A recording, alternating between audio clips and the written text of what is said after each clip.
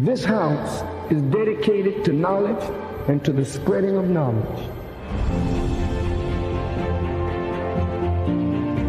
Elijah Muhammad inspired new thought, new mind, new way of civilization among black people. But he wanted a house from which a light could be lifted up to give guidance to all who would be guided as this world begins to close down. This National Center for the re-education and retraining of the black man and woman, but for the totality of the human family of our planet.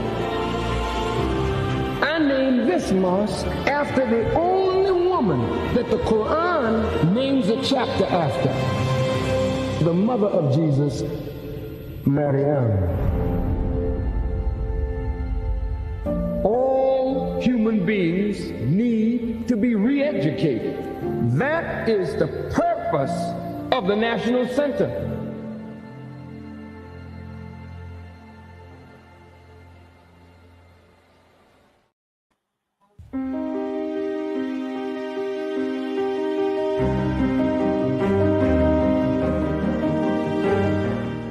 Now you can get the same uncompromising truth you've come to expect from the Final Call newspaper on all your connected devices. Subscribe to the Final Call Digital Edition today. Go to subscribe.finalcalldigital.com.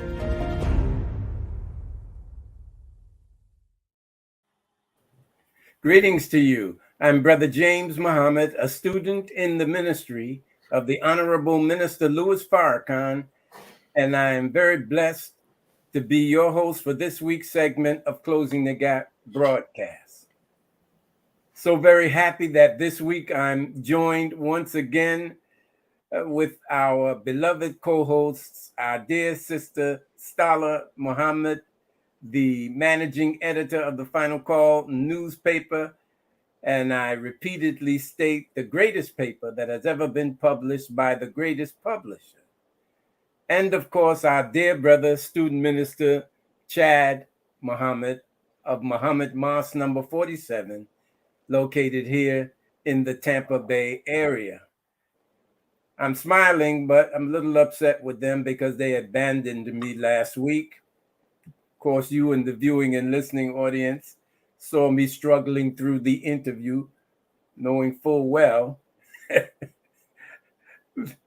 that I was incapacitated. No, I knew they weren't going to be there, but all praise is due to Allah. Just attest to how much I miss them and how much I lean on and depend on them for this show. Very happy to see you both. All praises. Likewise, sir.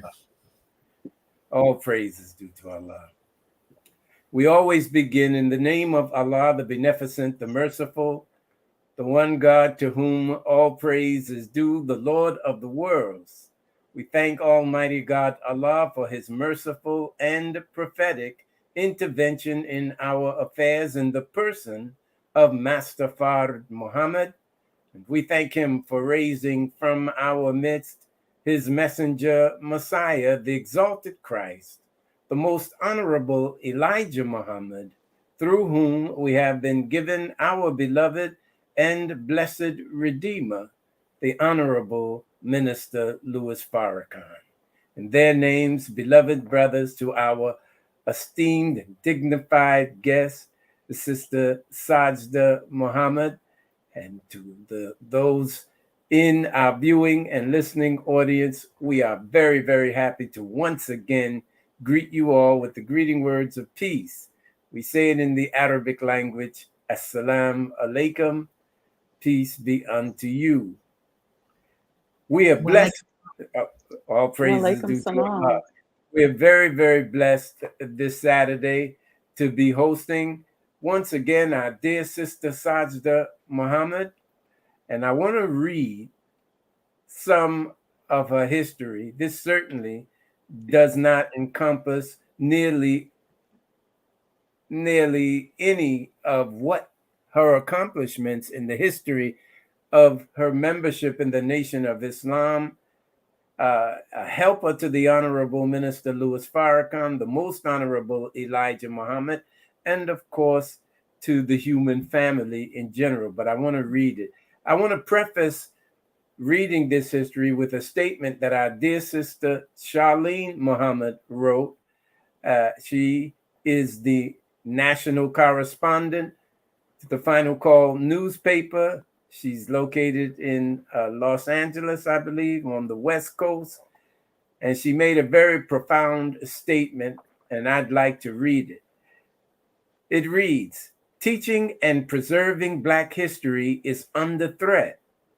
History that Black people made during the Great Migration is on the verge of becoming extinct.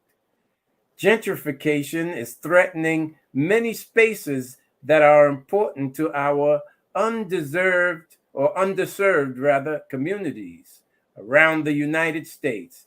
It is time for us to own and monetize our history. We must tell our own stories. Join the Black preservation movement." Now, I want to be clear. Did she write that or did you write that, Sister Sajdah? I wrote it. Yes, sir. You know what? I misread the email, but it sounded like something you would say. Yeah. That's why I wanted to get clear, because it does sound like something you would say. Our dear Sister Sajdah Wendy Muhammad is the proprietor of the Honorable Elijah Muhammad House Museum, founding member of the Coalition of Black House Museums, and an urban historic preservation consultant. She's currently working to complete the renovation and restoration of the Honorable Elijah Muhammad's house, located at 4847 South Woodlawn Avenue in Chicago, Illinois. This sacred space is the single most important piece of property in modern day Black history. And if I may, I'd like to say that we were blessed to have the tour when we were in Chicago a few weeks ago at the training. Very spiritual experience, very inspiring experience. All praises due to Allah. Please. All praises due to Allah. Okay. Of course, the email says, please see the attached press release to learn more about the project. Okay. I'm going to read this anyway, even though it seems it was personal to the recipient of the email. It says, invite Sajdah to your platform for a rich discussion on why we all should engage in this sacred work and help to raise awareness and the final funds to complete this historic project. So while that was specific to the recipient of the email, I wanted everyone that's tuned in and listening and viewing to hear that, and we'll revisit that and also the information as to how to support and to get involved. Quote, history is best qualified to reward the researcher. It is important for Black people to know our history, because in not knowing our history, we don't have a guide. And without a guide, we will continue to be lost. End quote. The Honorable Elijah Muhammad. And now it's my great privilege and honor to welcome our dear sister to Closing the Gap broadcast, Sister Sajdah Muhammad. Assalamu alaikum.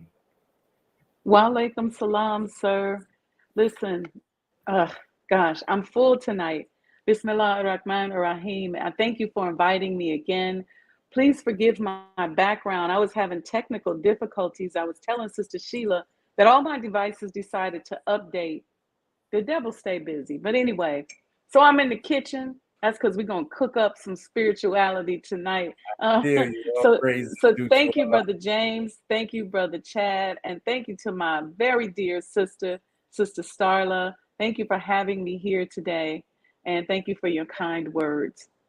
Well, it is our honor and privilege, and we are the grateful ones. Before we proceed, though, I'd like to extend the opportunity, as we always do, for our esteemed co hosts to make some opening remarks.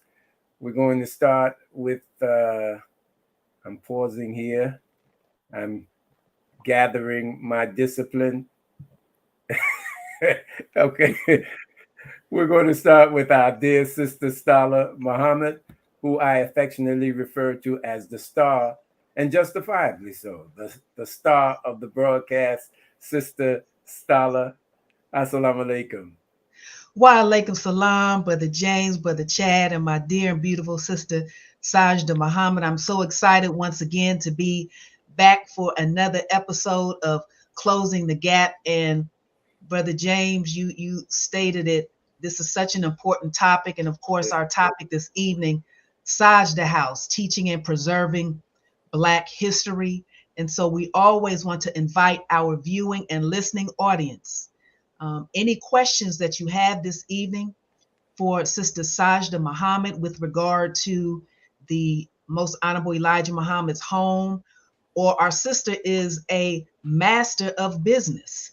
And of course, if you haven't gotten the current edition of the Final Call newspaper, our cover story this week, The Science of Business. So we have a sister on this evening who is one of the things I love about her, among many, is she has a plethora of experience, and she's willing to share that experience and those tips with us. So brothers and sisters, we thank you for joining us this evening. And once again, feel free to drop any questions you have for our guest this evening in the chat as we delve into this very timely and important topic this evening.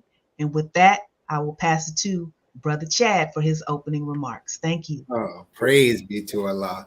First of all, I just want to say I just love the way that sisters acknowledge each other. You know, y'all get to glorify my dear beloved, dressed 19, the modest, radiant looking beloved. Y'all add so many. It's like 99 attributes y'all give each other. And brothers, right. Assalamu alaikum, brother. How you doing? We got to learn from y'all. Praise be to Allah. It's such a joy to be back. Looking forward to this. Sister Sajdah, I'm here to tell you my wife is a huge fan. She be so excited. Your sister Latricia, she is a huge fan. She loves you. Assalamu alaikum, Sister Latricia. I mean, she be so excited every time you getting on our show. She's like, wow, oh yeah, I should be tuned in. So she's tuned in right now. So most definitely want to extend the greetings on behalf of Mosque 47, the whole 7th region, and our student regional minister, Brother Patrick Muhammad of Assalamu alaikum, also this is. Wa alaikum salam to the entire region, and thank you so much for greeting me. Praise be to Allah. Thank you. Praise is due to Allah.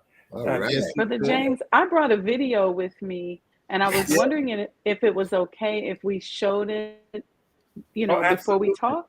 Is that okay?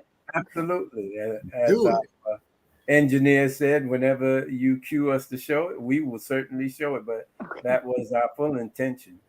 I watched it, and I certainly want the viewing and listening audience to enjoy it as well. So roll the tape. Yes.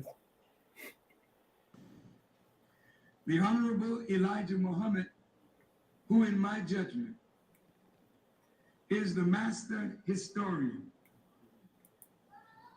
taught us that of all our studies, history is the most attractive, and it is best qualified to reward the researcher. History is most attractive. Why should history be most attractive? Because history is the recorded time of the human family in its struggle to overcome obstacles. There is no life that is without struggle. The Holy Quran teaches us that man, meaning man and woman, is made to face difficulties.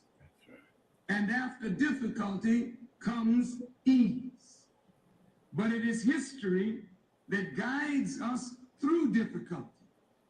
For if you know how people who had difficulty yesterday got through, and if your difficulty is somewhat similar, then today we also can get through if we follow the guidance of history.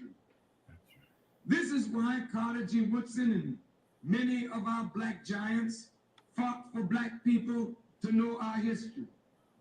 Because in not knowing our history, we don't have a guide. And without a guide, we are lost. No wonder the Bible. Total. All praise is due to Allah. And of course, those of you who were listening, that was our beloved Redeemer, the Messiah of the Christ, the most honorable, or the honorable. Well, he's the most honorable among us, that's for sure. Yes. The Honorable Minister Louis Farrakhan. Mm-hmm. And I always get excited when I hear his voice. So, dear sister, we want you to take some time now, if you would, to make any opening remarks that you'd like to make, any comments, and give us some more of the history that, of course, wasn't encompassed in the very brief reading that I did of your work. We'd like you to talk to us, but I also want you to mention this as well. If you would mention that, left this. Yes, this was fascinating. This was fascinating reading. It was. So all praise. Well, you know what? I'll start with that, Brother James, because it was my sojourn in business. And if you heard me speak at the National Training Conference, I talked about my work in the National Secretary's office with former National Secretary, Brother Kamal Muhammad, and former National Accountant, Brother Wazir Muhammad. May Allah be pleased with him. And how it was drilled into me to infuse the teachings in every aspect of business. And I didn't understand it at the time. I didn't know how important that period of my life in my early 20s as a way of setting the tone for the rest of my life. Yeah. So it is during that period when Brother Abdullah Muhammad, may Allah be pleased with him, taught me about the cracked atom. And when I reacquired the home, the messenger's home, and I thought about what kind of statue do we want on the front, Brother Abdullah's words came back to me, and they just started flowing to me. As I was moving through the business world, and even in writing that book, Brother Wazir's words of infusing the teachings. Brother Kamal used to show me on a regular basis the accomplishments of the Muslims. And so all of these things were ingrained in me as a very baby Muslim. And then I like to say that I have a doctorate in leadership and development from working under the Honorable Minister Louis Farrakhan and watching him up close and being blessed to see him rebuilding our nation. And so this home means so much to me. It's more than a building. It's more than a home. It's more than a museum. It represents the upliftment of, in the words of the Honorable Minister Louis Farrakhan, of the greatest man to have walked the earth. When I called it sacred space, when I went before the city of Chicago City Council, I was blessed to share with our beloved minister my words that I shared with the city council. And he said, you are right to call it sacred, because it became sacred when a God decided to move in. And my love for the Honorable Minister Louis Farrakhan, just like your love for the Honorable Minister Louis Farrakhan, made me fall in love with the Honorable Elijah Muhammad, and desire to see his name, his life, his works uplifted, and to share with the world that he lives, and enshrine his greatest student there in his home, where our minister says is where he was born, spiritually born, if you will. So that's how important and how sacred it is. But you know, when you embark upon these type of life-changing projects, a lot of difficulties, as the minister said in that speech, come about. There's opposition inside and outside of our nation. Sometimes people who don't understand. But I pray that I can be an example of just following the instructions that are given to you by Allah when He inspires you to do something. I was blessed with a small little fortune that I was going to go to Africa and South America and build some houses and do business and invest. And Allah said, no, you're not. You're going to get this house. And you're going to build a museum. And I'm going to tell you what to do step by step. And it's going to be hard, but my star student is going to be with you. And he's been with me every step of the way. I didn't plan to do this, but as I moved through the process, the minister's words to me that said that Allah had been planning this since before I was born have been revealed every single step of the way. And I can literally point to something in my life that prepared me for this work and beyond. And so when you talk about business, I recently started a preservation consulting business. And I'd love to tell you a little story about that, if you don't mind. Yes, ma'am, please. Okay. So my very first independent business consulting project was in the late 90s. And I needed an office. This is how Allah prepares a table. As Psalms 23. That's why Master Farad Muhammad gave us that as directions to remember and to study and to learn. And it's something that my mother has always said to me, that Allah will prepare a table for you. So in the late 90s, when I had went out to look for this business project, I wanted to be independent, and I was determined to do all those things on the pledge card and help with the accomplishments of the Muslims. I needed an office, and I was at Chicago Housing Authority, and I bid on the project. They said, but you have to have a physical office. I didn't have a physical office. I was working at the National Center. So Brother Lewis Jr. and his then wife, Sister Lisa, gave me a space in their office at the Nation of Islam Pioneer Building, it's now demolished. So that's the first piece of history. So they told me, they said, there's a pastor on Indiana Avenue who needs help because he has a retirement home that needs to have a HUD audit, and they need to have prep work done to get themselves ready for the audit. So I was like, oh, I can do that. So I wrote the program, went and visited them. That pastor was Reverend Dr. Lewis Rawls. What I didn't know, he gave me my very first project. I didn't know what to charge. I knew how to do the work, and I did it and got him through the audit. He gave me my very first professional project. What I didn't know is that he was a friend of the Honorable Elijah Muhammad.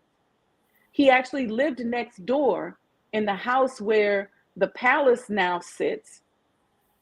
The messenger purchased that property from him. They were friends. They created many ministerial alliances together. I've met with people in the congregation that said they would ride in the car together and talk about what they wanted to do on the South Side. And fast forward about early April, one of our beloved pioneers, Brother Thomas Jihad, gave me some photos. And one of the photos was a picture of himself and our beloved minister, Malcolm's brother, and some other ministers. And I said, "Oh, where's this picture taken?" He said, "That was at Tabernacle Missionary Baptist Church." I didn't know that was Reverend Rawls's church. A week later, members of his congregation called me and said, "Would you help us preserve the legacy of Reverend Dr. Lou Rawls and help save the church?"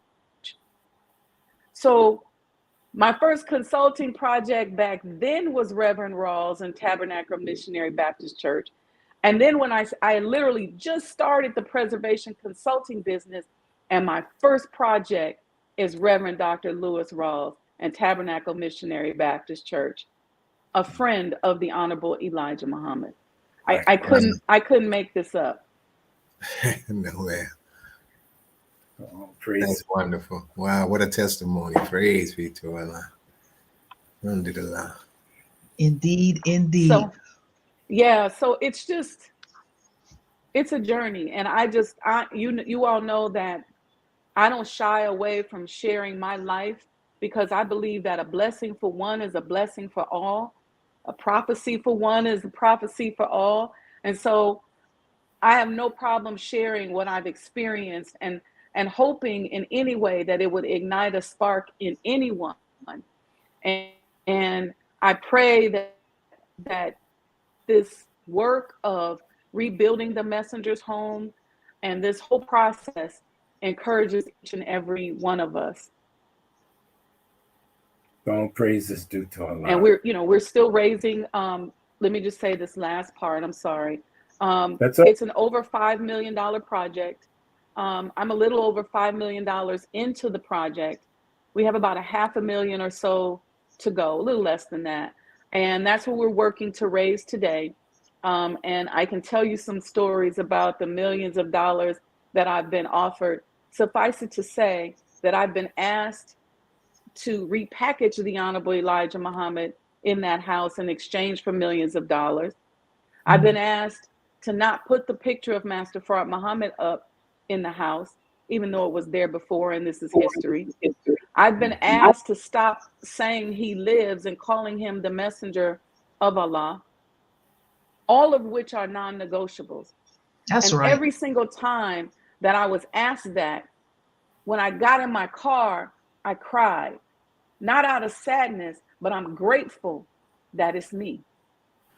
Because somebody else may have taken the money. Yes, come on. Praise be to And Allah. so I just said, this little last piece, let's get it from us. And right. I love him too much to give up. And I'm not going to submit to him being repackaged or any other weird things out there.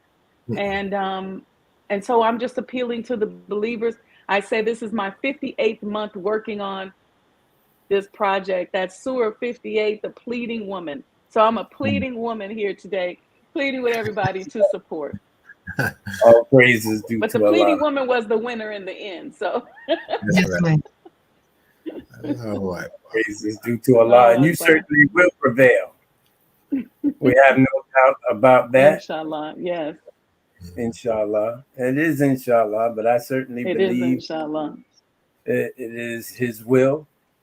Yes, a magnificent I do too. work. And what makes it really necessary is more than just to maintain, to restore, and to maintain something of the history of the Most Honorable Elijah Muhammad, his place of residence, but they have an active movement, and they have had it and been engaged in it for years, ever since the Honorable Minister Louis Farrakhan stood up to rebuild the nation of Islam. They wanted and they desire currently to write the Most Honorable Elijah Muhammad out of history. It's like a very basic principle found in the nursery rhyme, the goose that laid the golden egg. I want to put it in very understandable terms. Their fear, even as the egg was a product of the goose, and the egg had value, no question. But the producer of the egg has the greatest value. And so they exalt the fruit of the tree. They admire and extol the fruit of the tree of the most honorable Elijah Muhammad, but they don't want to respect, to admire, or even to admit that a tree existed. So your work Yes. is extremely important, dear sister. Yes. And Brother James, if I can say that, we have to remember that there was an ongoing and active death threat against our beloved Honorable Elijah Muhammad. Yeah. That death threat is still activated to this day as they desire to liquidate him, to use the minister's words, to bury him in history, to repackage him in history, and to quiet the voice of his star student, the Honorable Minister Louis Farrakhan. That's right. They'll never be successful. No. The scripture says, why do the heathen rage and the people imagine a vain thing? Well, they're raging because they thought that truth had been crushed to the earth with the departure of the most honorable Elijah Muhammad. And the vain thing that they imagine is that they can stop the onward march of this truth and the work of the Honorable Minister Louis Farrakhan. So having said that, I want to turn the broadcast over to our dear sister, Sajdah Muhammad, and let's proceed. Yes, sir. Thank you, Brother James. And again, I would like to encourage the viewing and listening audience to post any questions that you have for Sister Sajdah Muhammad in the chat. And Sister Sajdah, we actually have a question that I will place on the screen and I will read it. It is from our dear brother Tony Muhammad from Mosque number 29 in Miami. And his question, Assalamu alaikum, dear sister. I live in a state where the teaching of Black history is under attack. Black history books are being banned and teachers are increasingly leaving the profession. Are you planning to come out with a book documenting your experience in preserving the historical home of the most honorable Elijah Muhammad? Wa alaikum salam, Brother Tony. Thank you for that question. It's an excellent question. Yes, and the minister actually instructed me to make sure that I'm documenting it. So I am writing a book. It's called The Making of Sajdah House. And so I'm just documenting along the way, just, everything that's happening and trying to capture both the physical things that happen, the visions and the metaphysical stuff and all of and everything else in between. So thank you for that question. And the short answer is yes, sir. All praise is due to Allah. Allahu Akbar. Dear sister, if you would and wouldn't mind, I would like to ask, what is the criteria, if you can tell us, for a house to be considered a house museum? And if you could you explain in details the steps that it took, like any challenges that you had to face in this process also? So this particular house sits in the Kenwood district of Chicago, which is, as a district, is landmarked by the city of Chicago. So in Chicago, we have 90 or so house museums. So there's Lithuanian house museums, there's Italian house museums, there's Jewish house museums, there's 4 or 5 Black house museums. But when we first started, you asked about challenges, and I'll begin there because that begins the journey of us becoming a national historic landmark.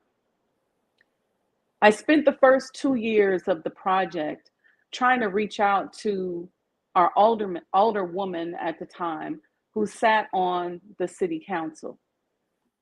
When I found out that she was a Black woman, I was excited because I was like, okay, you know, I'm going to go and talk to her about this important work and what we're doing, and that we're building a house museum.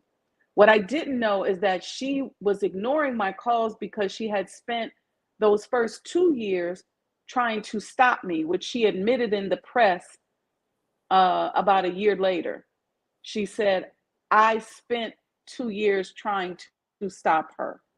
But Allah guided me on how to put the permit process together, so she was unable to stop us. She then issued an ordinance to the city of Chicago, basically attempting to ban house museums in the city of Chicago. What her claim was, she had two claims. Her first claim was that there was someone else on the block who was a friend of President Obama's, who said that they didn't want Elijah Muhammad's house museum on their block. Her second claim was that she was very close to someone inside the Nation of Islam who told her that the minister was not with the project and the nation was not with the project. So she went with that and hinged her entire political career on that. What she didn't know is the three that backed this project. And so I was blessed to strategically begin to tie the house into tourism, into Black history, and hook us into some of the top revenue streams in the city, including the other 90-something house museums. What that did was that bought out the entire city, some who knew the Honorable Elijah Muhammad and some who didn't, who got behind the establishment of the Honorable Elijah Muhammad House Museum. We went before the city council. The mayor, to quote her, she said, "Don't worry, I'm throwing cold water on this." It was Mayor Lightfoot at the time. And she did just that, and the sister dropped, the sister who I call her a Trojan horse, she dropped her charges and dropped, not the charges, but dropped the ordinance. And at that time, the state came to us and said, you need to go for national landmark status. So when you go for landmark status, there are details. It's a lot more than what I can spell out in a short period of time, but details in terms of the licensing of your contractors, how the work has to be done, what you must do, what kind of windows you have to have in. It's a very detailed criteria. We were going through that detailed criteria and then went before the National Historic Society, the state of Illinois, and the city of Chicago. And we were granted that the house would be listed on the National Historic Registry by the Department of Interior. Now, prior to that, I was afraid to call the house the Honorable Elijah Muhammad House because it was in such bad shape. I didn't want to attach his name to something that was filled with raccoons and just didn't meet any criteria. But once we started going through the process, and as we're going through the process, people were asking me, well, what made you do this? I said, it's just prayer. It's just sajda. It's just the adoration. It's just the love of Allah. And the minister, I asked the minister if he thought that Sajda House was the right name for the project. And he said that Sajda is the right name for the project and the right name for you. So at that point, it became Sajda House, and I became Sister Sajda. Wow. And then when we went before the National Historic Registry, I presented to them all the reasons why I believed and know that the Honorable Elijah Muhammad should be honored. But I left out the religion because I said, we got enough evidence. Let me not give them any ammunition, because Traditionally, when you start talking about religion, it's a church or a religious facility that they grant that access to. They came back and said to me, this house represents and has sufficient evidence to represent the Honorable Elijah Muhammad for his contribution, number one, in religion. Remember, I didn't mention religion. Number two, education and the upliftment of his community and Black people. I'm paraphrasing. Civil rights and socioeconomic development. And then they called it on the National Register the Elijah Muhammad House. So we passed all of those construction tests, all of those programmatic tests, because there's just things that you can and can't do. But we were never in jeopardy of that kind of thing because we were never planning on making it an event space. So this woman at the city council, speaking of a difficulty, she went before the press and said that I was making an event space and I was making some kind of center for all my brand, all of which is a lie. I never said that. And so, but there was plenty of evidence of that. So when you embark upon making these homes and these churches and these facilities landmarks in your community, you have to know, you have to make sure, excuse me, that you're constructing it right. You can't just have homeboy construction because they're going to look at that. Right. Right. What are the licensing and you know, and then you also have to make sure that your programming is in alignment with the history that you say that you're preserving.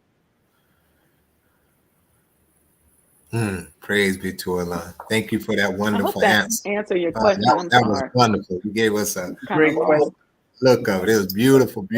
You walked us through it. Thank you. Alhamdulillah. Before we go to another question or comment, I just want to make a very brief announcement and appeal to those who are viewing this program on Facebook.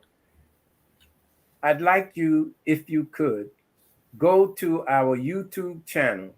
That's at the symbol at CTG Broadcast, and subscribe to the channel. For those of you who don't know, we of course are doing something that the enemy, is adverse to. And so we were shut down on our old YouTube channel and literally losing thousands of subscribers. But we believe by Allah's grace and mercy, we will replenish it and exceed. But I would ask you, because I see from what we can view, that most of you are viewing the program on Facebook. So you can still remain on Facebook if such you desire, but at the end of the broadcast, if you will, or at some point later on, would you please go to YouTube to at CTG Broadcast and subscribe. Thank you. Let's continue. Praise be to Allah. Sister Sajdah, when you shared your testimony on, being able to overcome and Allah moving you and guiding you, particularly when it comes to opposition, I immediately, when you were sharing your testimony, thought about the minister sharing with us, of course, the millions he was offered to stop teaching Islam as taught by the most honorable Elijah Muhammad. And why don't you take point number 12 off of the back of the Final Call newspaper? Can you talk about how the minister sharing those experiences helped to fortify you in this project? And quite frankly, dear sister, I'm so proud of you, because for you to be able to keep your composure and not necessarily, as we say, go there because you're being guided. Talk about that, because I know there probably have been some instances where someone or someone's may have said something and it takes you right there, but you know that you're being guided.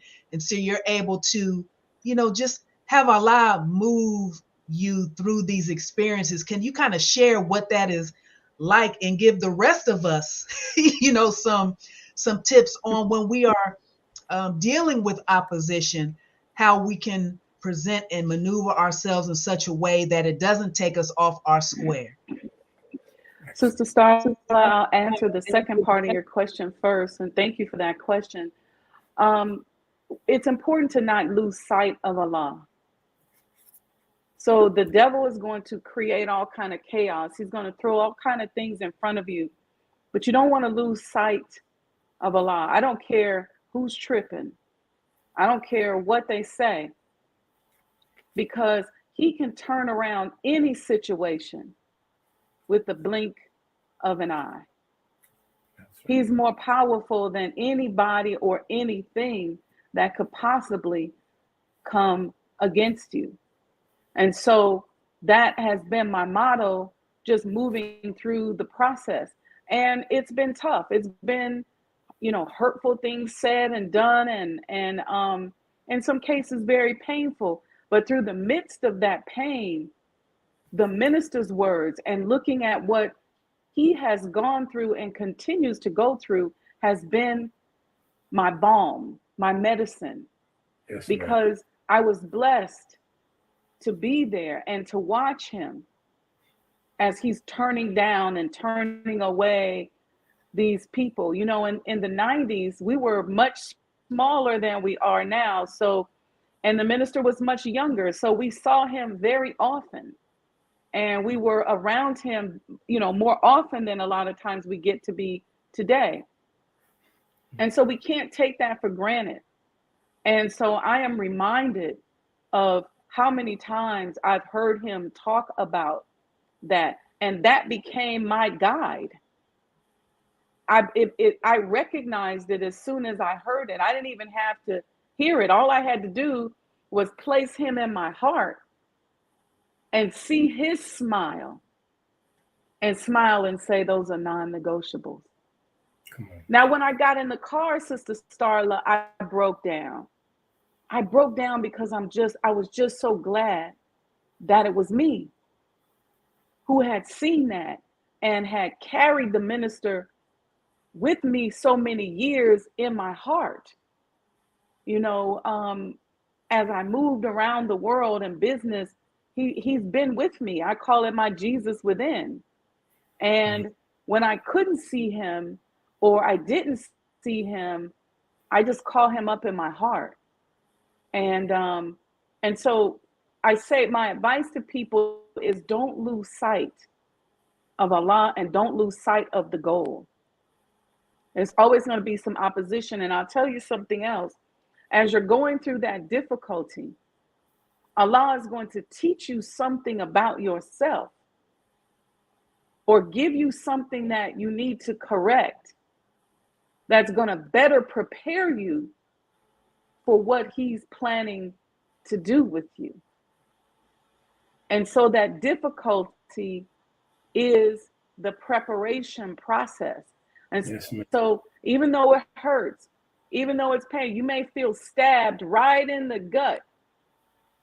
But in the midst of that pain, you have to call on him and ask him to show you what he's trying to teach you, how he's trying to move you, what direction he wants you to go in, because he wants to make himself known. That's and right. My desire is that I can be his conduit and that he can come through me and make himself known through me. That's just not just me, but that's just what I feel like this body is for. And so in order for him to make himself known, I got to become a better conduit. And cleaning up that conduit can be painful and it can be challenging. And sometimes he will tell you to go there a little bit, but you just have to know how far to go. Yes, ma'am. Praise be to Allah. Wonderful testimony. Sister Sajdah, you also mentioned earlier about how, in describing the Sajdah house as this sacred property and the confirmation of the Honorable Minister Louis Farrakhan also about that, and how Brother James talked about in the opening how this house is like the most important piece of property in modern day African American history. Can you tell us some of the events and people that was in that house, and some the table talk, like anything, enlighten us on some of the things that took place in that house, conversation piece wise, and also those that was a part of that conversation, those that came there that entertained conversation with the Most Honorable Elijah Muhammad and so forth, if you don't mind sharing some of that history. Yes, sir, Brother Chad. It's the single most important piece of property in modern day Black history, because more leaders and icons from our community met and dined there with the Honorable Elijah Muhammad than any other piece of property in modern day history. Every day almost, I'm learning of a new person that was there. Obviously, there's the obvious ones, our beloved Honorable Minister Louis Farrakhan and his wife, Mother Khadijah. You have Malcolm X, Sister Betty Shabazz. You got Martin Luther King, Coretta Scott King. You got Kwame Ture. You got James Baldwin. You got Senator Adam Clayton Powell, Andrew Jackson. Then you got singers like Sam Cooke and athletes. Of course, you got Muhammad Ali, but then you got Wilma Rudolph. Her family contacted me and said they were there.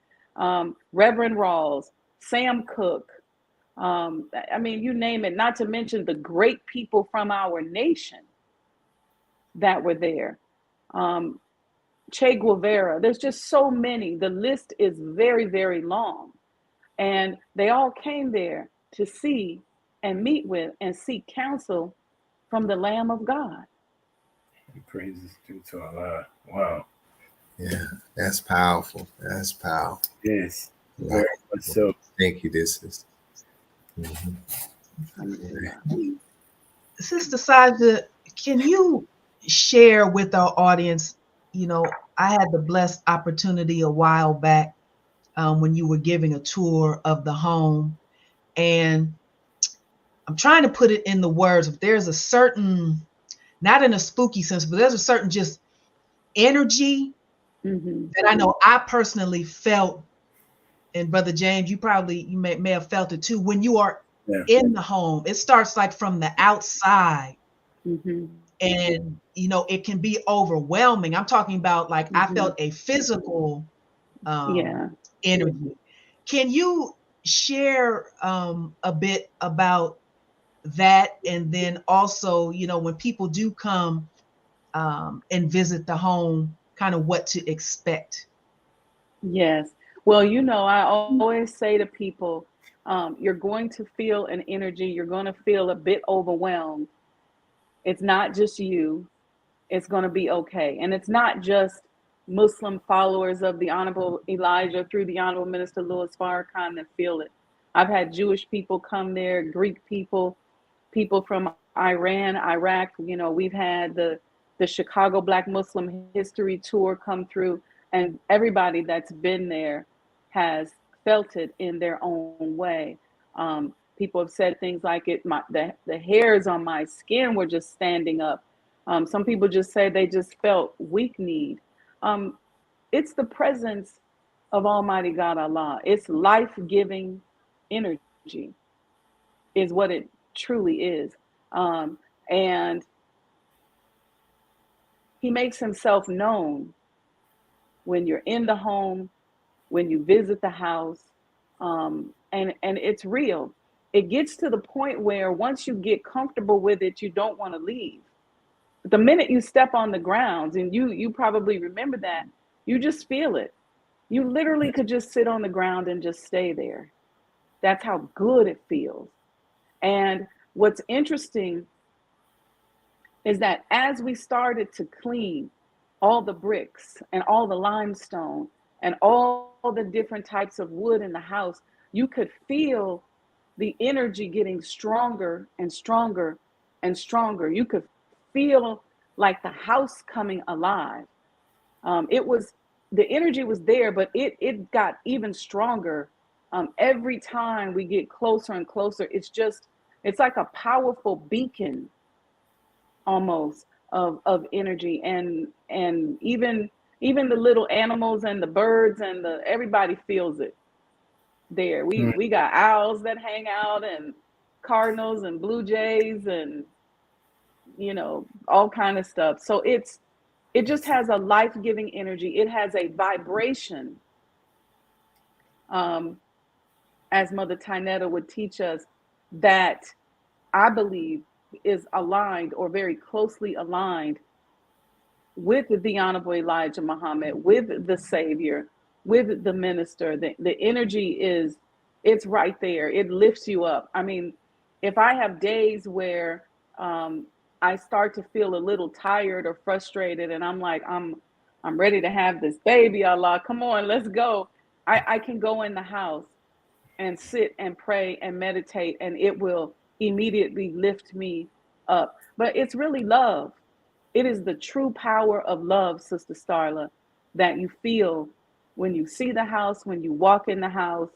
And my desire is that love has healing and resurrection qualities to each and every person that comes and visits, whether it be physically or virtually.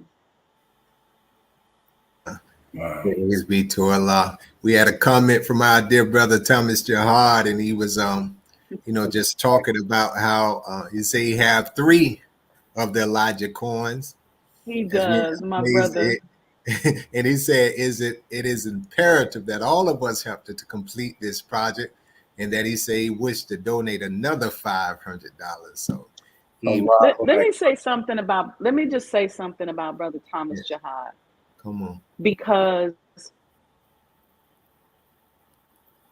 he came to me and blessed me not only with his personal artifacts and things like that, but he came to me just in conversation and support and purchasing a coin. And we know how important his history is and his life is to our beloved leader. But look at Allah. He came to me at a time when I had been having a rough time with folks, a rough time with people who said, well, I ain't giving you nothing, and you don't get to have my books, and you can't have my photos, and just a lot of stuff. But Brother Thomas came, and just his presence turned that around. Just not only in his generosity with just teaching and showing me and explaining things and sharing the history, taking time to fly to Chicago and walk me through the photos that he gave us, and the history. He's just been a wealth of just a blessing to the project. And so he's definitely one of the pioneers that we plan to honor in the home. Praise be to him. Yes, he is. Beautiful brother. We're so blessed to have him. That's right. To have him here. Yes. Wonderful, dear brother. With the commemorative coin, dear sister, how did that idea come about anyway? Like, how did this flourish? Like, how did that come about? This is one of those things that I think Allah or the messenger or somebody, they wanted. So I decided that I told all the construction workers, don't throw away anything. If you're taking off wood, keep it. If you're taking off copper, keep it. I want all of it. I want the rocks, the nails. I want the old bricks, the pieces of bricks. And because the way I see it is that if the messenger was in that home, which we know that he was, and we know his connection to Master Father Muhammad, Allah in person, and if they were communicating, then his energy was coming through every piece of material in that house. Right. And I'm taking criticism for saying that, but I don't care because I believe that. And so when we took off all the copper, we was trying to figure out what to do with it. And the idea came to make coins. But there was a challenge because nobody wants to take your old copper and make coins. You can get coins made, but there's not too many foundries that are going to say you can bring copper that's 120 years old and get something made out of it. So it took me about 3 months to find a foundry that would do it. And there was one woman who finally said, I've never done anything like that before, but I believe I can help you. And so she helped us. We had to cut the copper, wash it, bind it. They then melted it at 1,983 degrees Fahrenheit. We created the mold. Brother Tori helped me, Brother Sultan. We put the design together, got the mold together. Brother Abnar suggested putting the house on the back, and came up with the coins finally. And then there was a interesting process because I was trying to figure out how to package them. And I said, Allah, how should I package them? So I found this beautiful satin packaging. It was a Quranic color green, and it had gold on the inside, and the coin was in there, and it was just so majestic and so beautiful. And I said, dear Holy Apostle, do you like this? If you like this, then this is what we're going to do. If not, let me know. And I went to bed. That next morning, I got an email from the people in China who had created the packaging for me. And they said they was going up to $48 per coin for the packaging. And I said, I can't spend, this is a fundraiser. I can't spend $48 on a box. So I said, all right, okay, I guess y'all don't like it. Now, this is me talking to the three. I said, I guess y'all don't like it, so y'all gonna have to make it plain, because I don't know what you want at this point. And the woman called me and she said, well, your coins are ready. She said, did you want them graded? I said, I don't even know what that is. She said, no, I mean like minted, graded, like they do minted coins. And something said, this is what we want. And so she said, she said, I took the liberty to call international coin graders, and I asked them if they would mint and grade your coins.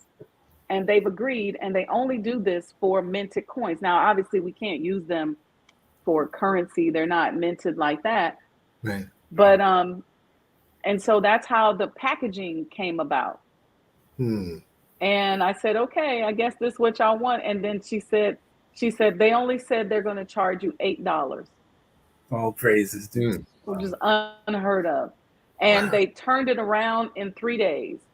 And in 3 days, they spent hundreds of dollars, because them coins is heavy, to overnight those coins to me. And I just said, okay, this is clearly what y'all want. Then later, I started seeing where Goldman Sachs was saying that copper is the new oil. Copper is the metal of the future.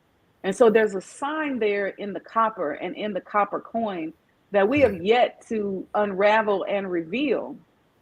And then we made about 200 of these pendants because Supreme Captain said, well, you should make a pendant, and eventually people can take them and make diamonds. So I didn't think people would buy it. So we had some extra coins, and we took those. We only had 200, and we made pendants out of them. But the bulk of them are the graded coins, which was the very clear message that I got when I said, well, I don't know what y'all want. Just let me know.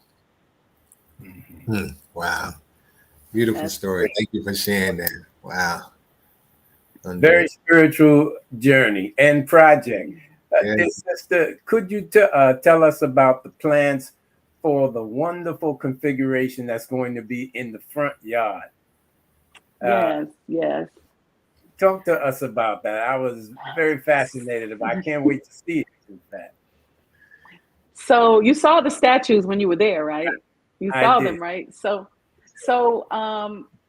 again, I said to Allah, I said, I think there should be a statue, but I'm not sure what that statue should be.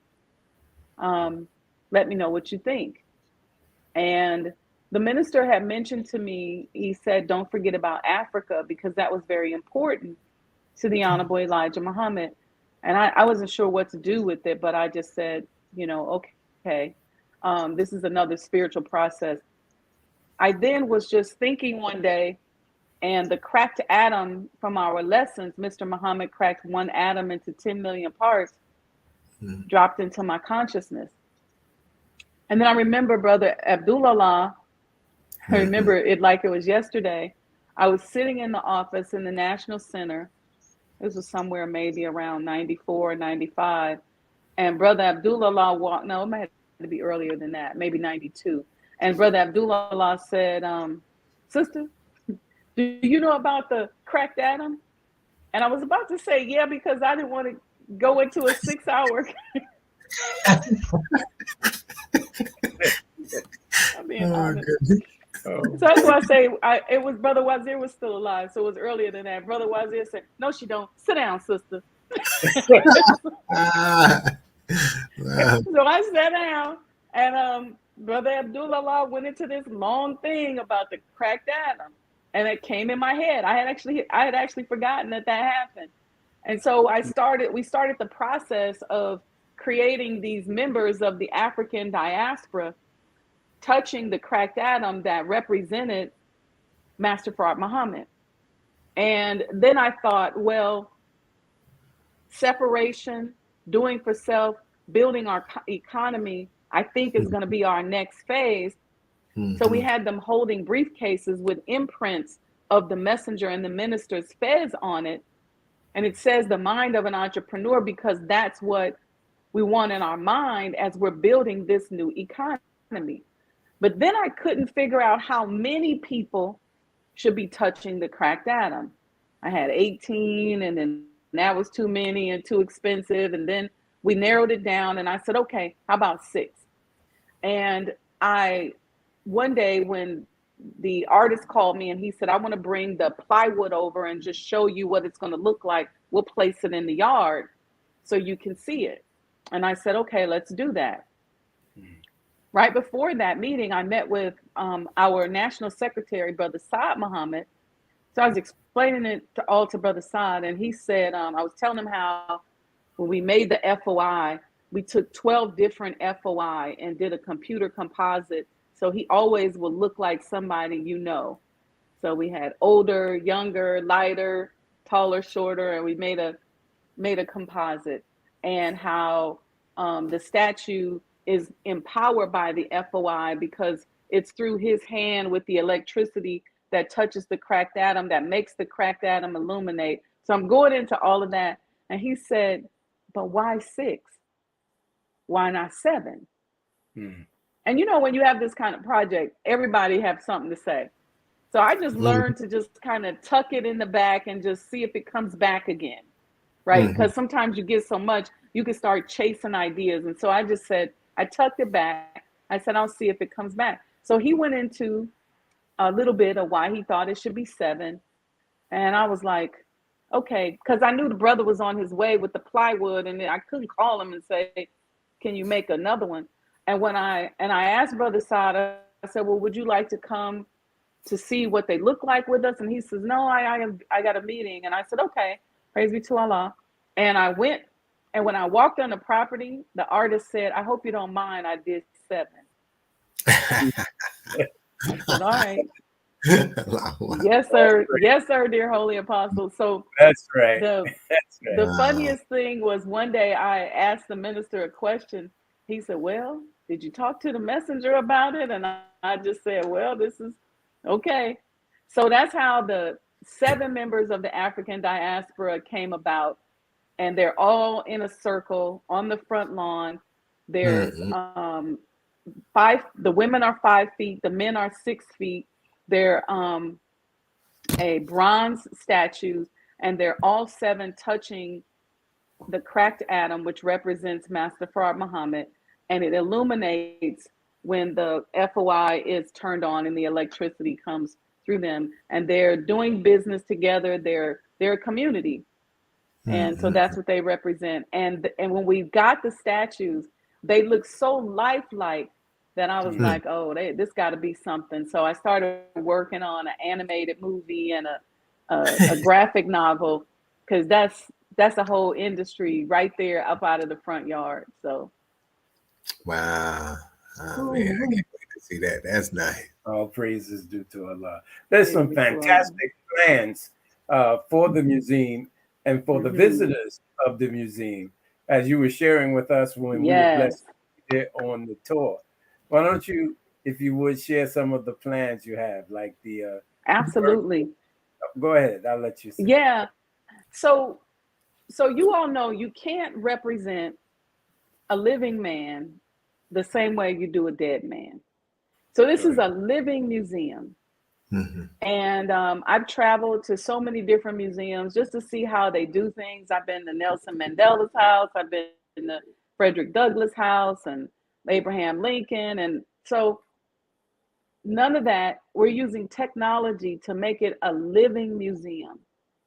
So the technology will not only help us to preserve the antiquity of the house, but it will also allow us to change the exhibits as we desire.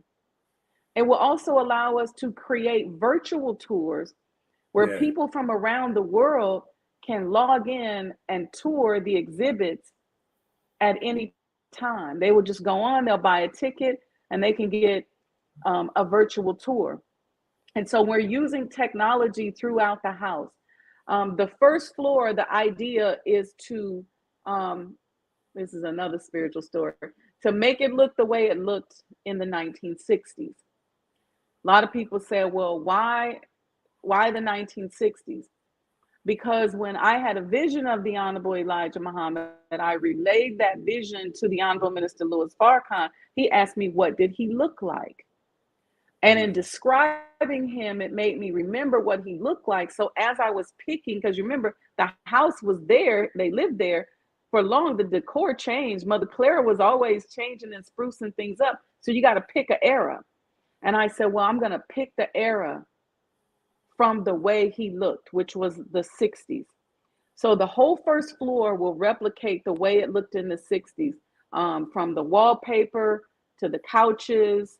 But we'll use technology with light boxes and screens to be able to tell the story. The dining room table, we're blessed to have a dining room table that Imam Sultan Rahman inherited from his family and grandfather. The messenger had sat at that table so many times and signed his name in one spot that it's engraved on the table. We're going to use that in the table talks room. Using technology there in the dining room, we're able to literally project people down to the table so that you can see the people as that excerpt of the table talk is playing. And then the other floor, the second floor, is our exhibit space. So we're going to do exhibits on the mothers of the faithful, because so many times women in religion and women in Islam are forgotten. And one other story I will tell you, I was going to name the kitchen after Mother Clara Muhammad. And I told the minister, I said, I want it to be the Clara Muhammad kitchen. And he's so sweet and so gentle. He said, well, you might want to think about that. He said, because although you may be well-meaning, if you name it the Clara Muhammad kitchen, these brothers will put y'all in the kitchen. He said, you got to infuse that sister throughout the entire house. I said, okay, it's the How to Eat to Live kitchen then. That's right. So the second floor is our exhibit space. So exhibits on mothers of the faithful. We got an exciting exhibit, which is going to be our first exhibit, inshallah, from the messenger's bedroom, a special exhibit on his mother, Mother Marie Muhammad, who gave birth to this God. A lot of people don't even know who she is, or we want to lift these women up because the women were so integral in the building and the development of our nation. And so many times when you see pictures, people can identify the brothers, but oftentimes they don't know who all the sisters are. They might be able to say, oh, that's Sister Captain so-and-so, or this one's white, but a lot of times they can't identify every single sister. So we want to lift up the woman. And then we have a coach house that is a 2,000 square foot coach house. And on the first floor, we're going to put a gift shop where you can buy, things and take a piece of the museum home with you. And then the second floor is going to be our 3D and augmented reality theater, which I cannot wait for you all to see it, because we'll be able to replicate like Savior's Days and Million Man March and all kind of stuff. We have a special speaker dedicated for the minister's voice. So, he always was the most beautiful in his bearing of witness. And so we want to capture that. So that, that's some ideas for the plans of the house. And the exhibits will change. We have shows that we're working on and programming to involve our students from Muhammad University and from around the city of Chicago, around the country, with field trips so that they can come there and learn and experience the life-giving teachings of the Honorable Elijah Muhammad. And most importantly, to tell the story of a nation that was built from that house. And so that's just in a nutshell what we plan to do. So all of those spaces are available for sponsorship. It's here on the screen. We're looking to take sponsorships. We're grateful for, people buying coins, and the one or two coins here and there has been good to help us with small things. That house costs about $3,000 to $4,000 a month just to sit there looking pretty.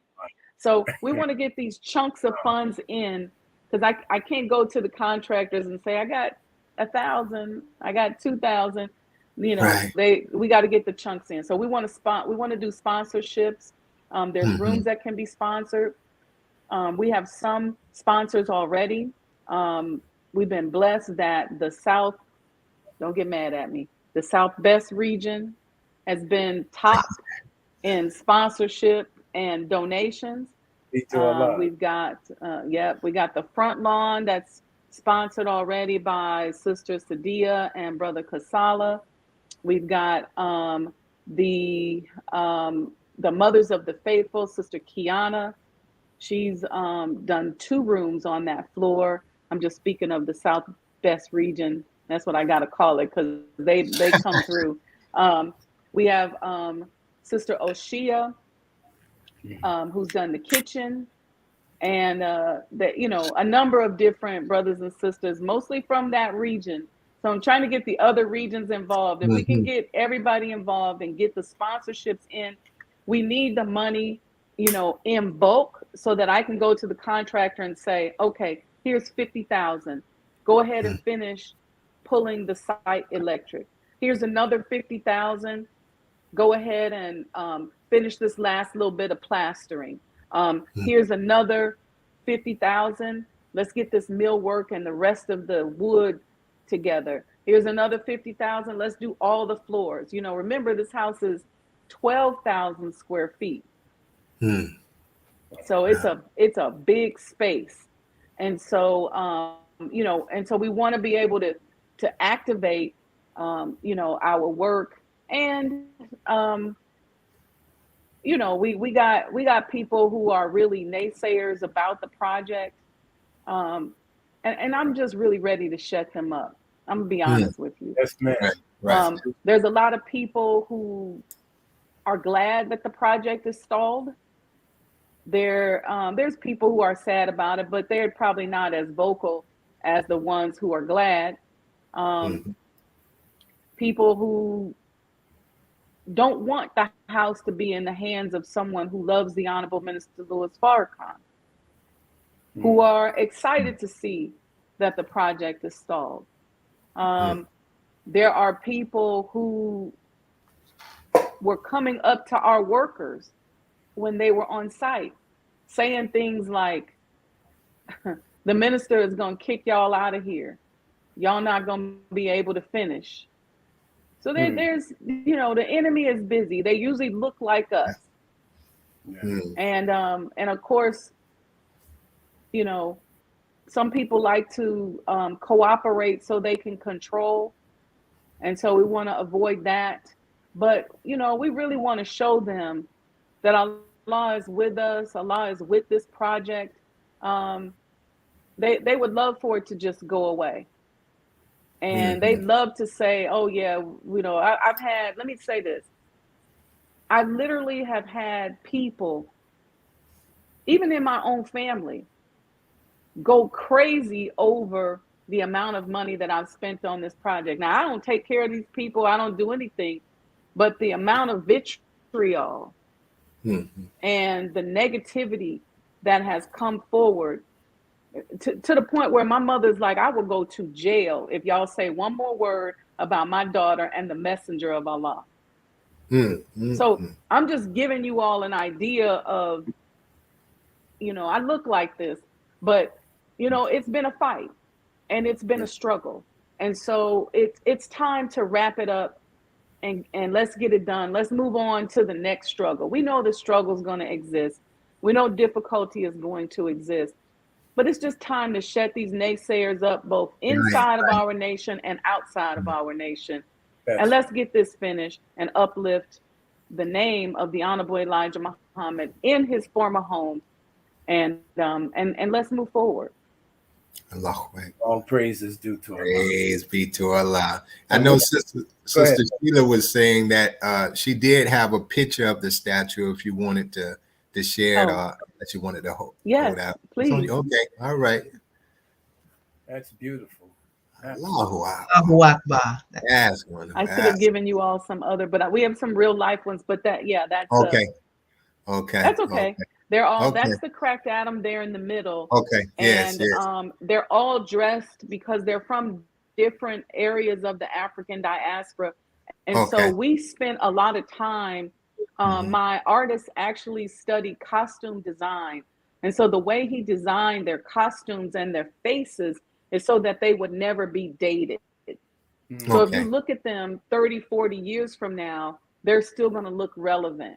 So like they're not wearing bell bottoms and they ain't got no afro and stuff like that, but they all look very classic. We have our Black Hispanic brothers and sisters represented. We have just people from all over the diaspora, and they're in their native dress actually on the statue. So if you go to our Sajdah House Instagram page, there's photos and actually a rendering that's posted there. Praise be to Allah. Yeah, we'll have to check that out. We certainly pray to Allah that this broadcast will help facilitate the accomplishment financially of the donations so that we can have this wonderful representation of history. And for those of you, and there are those in the audience, I want to thank you for your donations to Closing the Gap Broadcast Network. But I want to ask you, if you have anything to donate now, we can forego donating to the network this week. Let's take all of our donations and direct them to our dear sister and this project, the Sajdah House project. This is so important. Yes. And it is sacred. And Brother James, can I say one thing? Yes, ma'am. I said, and I still suffer from this anxiety a little bit, but I said to the Honorable Minister Louis Farrakhan that I was having anxiety because I wanted to get this done before he leaves us. He has been there once and he's seen it. Yes, ma'am. And you know what he said to me? He said, "Oh, sister, don't put that pressure on yourself. I've already seen it." All praise. So the history's already written. We just got to walk into it. Yes. That's beautiful. And that, of course, is our teaching. Yes. All praise is due to Allah. Brothers and sisters, everyone viewing this broadcast, donate. Let's make this a reality. And I've seen, particularly in the Muslim world, for those of you who are Muslims, I just want to direct this appeal to you because I've been to your masjids and I've watched you raise hundreds of thousands of dollars in minutes. And I know that if, in fact, there are some of our Muslim brothers and sisters who are listening, who have that capability, Go on and donate to this effort. This is your history. There are many brothers and sisters who refer to themselves as quote unquote Orthodox Muslims. You may have some disagreement with our philosophy or our principles of belief and practice. Set that aside. If it were not for the most honorable Elijah Muhammad, those of you, I'm talking to my black brothers and sisters now who are in the masjid, respectfully, if it were not for the most honorable Elijah Muhammad and his sacrifices and his teaching and his suffering, you wouldn't know anything about Islam, Orthodox or otherwise. I hate to use that word Orthodox because it means right, as if, well, I'll stop there. You know, sister, when you said sometimes you have to go there, well, sometimes your little brother goes there. I don't want to turn anybody off, but I'm making the appeal because I've witnessed this. Brother Student Minister Chad, you may have witnessed it yourself. I mean, in the blink of an eye, hundreds of thousands of dollars. This is true. Were raised. Mm-hmm. You see? And if you have that kind of resource, then note the information for donation, and may Allah bless you and continue to bless you for your charitable effort, our charitable effort. So again, anything that you anticipated giving to the broadcast, and I want to thank you all for those who have been contributors to the broadcast. For this particular broadcast, we're asking to direct those funds to the Sajdah House project. So thank you. Thank you for your generosity. I appreciate that. I didn't expect that, and I'm grateful. Very, very, very grateful. Just humbled. Thank you.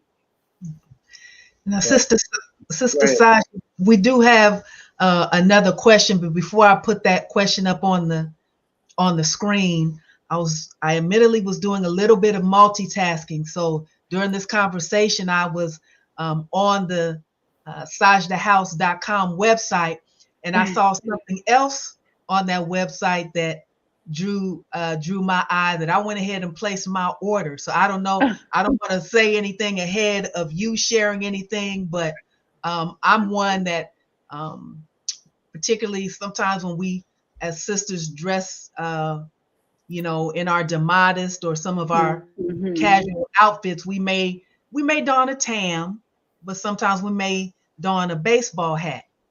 Oh, and yeah. So if there's anything that you also want to share that people could perhaps do to support the effort and get a beautiful something in return, if you would like to share that, then we'll move on to the next question. But I placed my order. Yes, ma'am. Yes, ma'am. Praise be to Allah for multitasking, Sister Starla. You know, and I every little bit counts, because like I said, this is a very expensive endeavor, and there's a lot to just upkeep the property. And so we have, and for those who say, well, I can't become a sponsor, and you say, well, I can do something smaller, we got baseball caps, we have TAMs, we got, I didn't bring mine over here, but we got water bottles, and then the coins are out there as well. And then of course there's the sponsorships. And then if you just say, I just want to donate, you can Cash App or Zelle us. So all praises due to Allah. Thank you, ma'am. And we've got a question here on the screen. Let's see here. This is from Sister Rose, who asked, did the Most Honorable Elijah Muhammad meet with Reverend Dr. Martin Luther King Jr. in 1966? Will that be replicated? Yes, he did. And he did so in the sitting room of 4847 South Woodlawn. And yes, that will be replicated. That sitting area, you will see we have plans on the 3D screen to show them sitting there, to show them standing and meeting. there, we believe, was more than one meeting. And so we are planning on showing that as well. All praises due to Allah. Excellent. Let's keep it going. You know how I feel about these signs. Y'all want to hear me preach? Oh no, we don't. I was trying to get off mute and everything. No, Chad just looked. Brother Chad looked like he was going to say something, so that's why I got quiet. Go ahead. Go ahead. You talked about this a little earlier, Sister Sajdah, when you was talking about the metal and everything. The copper, excuse me, putting it to the side. Now, one of the questions I did want to ask, like, in this project, like, what was the deciding factor in restoration of what you keep and what you get rid of? You know, like that you don't lose the integrity of the sacredness of the existing structure. Because I know this has to be different than like if you just got plain land and you're going to build something. You got something that's there, that's very old, but yet you're trying to keep it around for maybe another century or so, you know, forever, you know, whatever. So how do you, what's the deciding factors on, okay, yeah, some of that just too old we can't deal with and you know, but still keeping the integrity of it. So that's a good question. So yes, it's different from new construction. It's different from a gut rehab because it's not a gut rehab. We didn't go in and tear out the walls. The team carefully and surgically placed in the electrical and the plumbing to tear up a minimum amount of wall space or, you know, as possible. So we didn't go in and pull out all the walls. So what's the deciding factor? It really is based on whether or not I can figure out what to do with it. So I have like some old pavers from 1950. I'm thinking we'll do something like make benches out of them. I have some old mantles that the idea came to me to make the countertop in the gift area out of those old mantles. We've got some nice like wood pieces that are pretty solid that we may be able to make some benches out of, like for the back area, like in the courtyard. So it really is just whether or not we can, you know, utilize it again. That's the idea behind it. And then with things like brick, some of the brick, if it's really broken up, we can't really use it.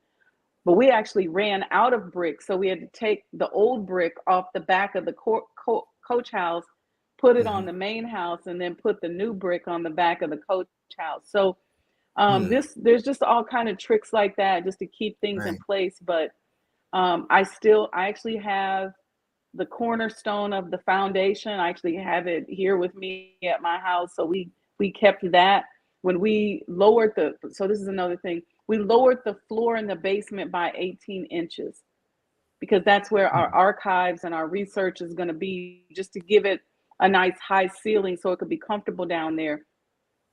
What we discovered was that the house there was a bed of sand between the floor and then the rest of the foundation, which is limestone. And when we took all of that sand out, there's a corner, which it is